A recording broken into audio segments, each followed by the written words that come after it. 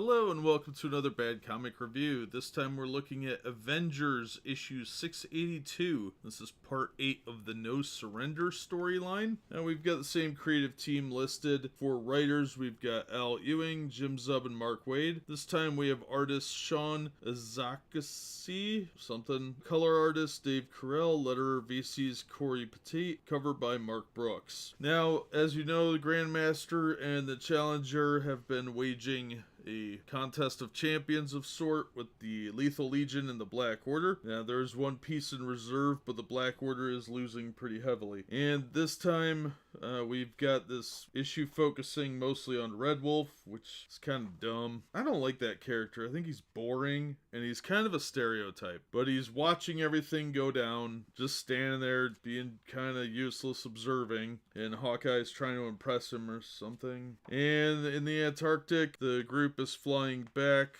They've got the last of the Lethal Legion as hostages, and Living Lightning is going back to headquarters to get a Quinjet or something. That's really all they do. And then in Manhattan, we have Dr. McCoy and Fake Wasp hanging out with Jarvis and violating medical ethics.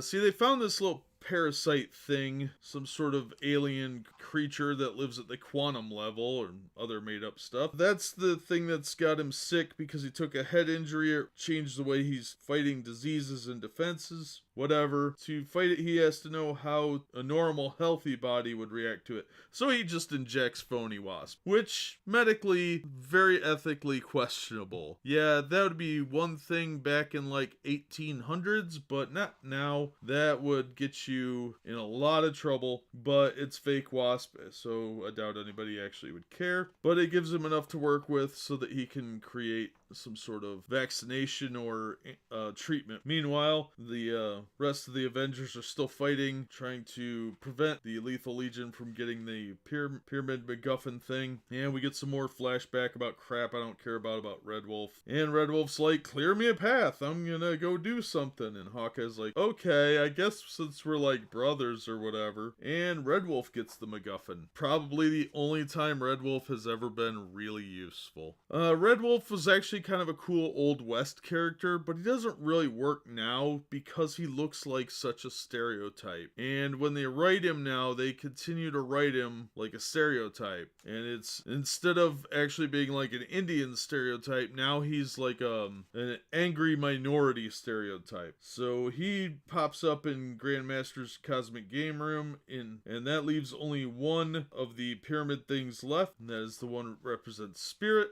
The Grandmaster drops it right in the hospital where McCoy and Fake Wasp are.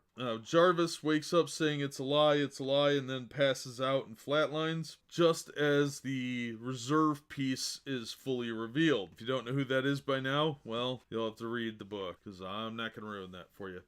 Paper quality sucks. I don't know why Marvel has so much trouble producing a comic book that doesn't have ink that comes off in my fingers, when every single small press seems to have solved this problem. IDW has better cover quality. Dynamite has better cover quality. Alterna has better cover quality. I haven't had any of their ink come off on my fingers, so I don't know why I get fingerprints all over my issues, but it's really, really annoying. So this issue was a little bit of a letdown. Last issue was really good compared to this one. This one was just kind of mediocre. A lot of fluff, a lot of trying to make Red Wolf relevant somehow in the Avengers, which I don't know what that's all about. It was an okay issue. Very action-packed at least, but the whole storyline with Jarvis is just ludicrously drawn out for no real reason, and I mean, medical ethics aside. This should have been handled by a medical professional. Dr. McCoy is better used out in the field. There are plenty of good doctors in the world that would have been able to help Jarvis, even in the crazy world of Marvel Comics. From the storyline perspective, a little bit did happen in here, but aside from the big reveal at the end of the book, it was fairly forgettable. So I'd say it's a mild recommendation. But that'll do it for me. As always, thank you so much for listening and supporting the channel, and we hope to see you on the next episode.